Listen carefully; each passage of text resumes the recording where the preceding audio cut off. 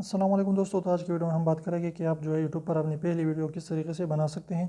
तो सबसे पहले जो है अगर जो भी काम वो आप करते हैं तो इसकी वीडियो बना सकते हैं कि मैं ये कर रहा हूँ वो कर रहा हूँ इस तरीके के। इसके अलावा जो है आप अपने इंट्रोडक्शन दे सकते हैं कि मैं क्या कर रहा हूँ और मैं जो है मेरा नाम क्या है, ये सारी चीज़ें आपने बतानी है। तो इससे भी आप पहली वीडियो बना सकते हैं।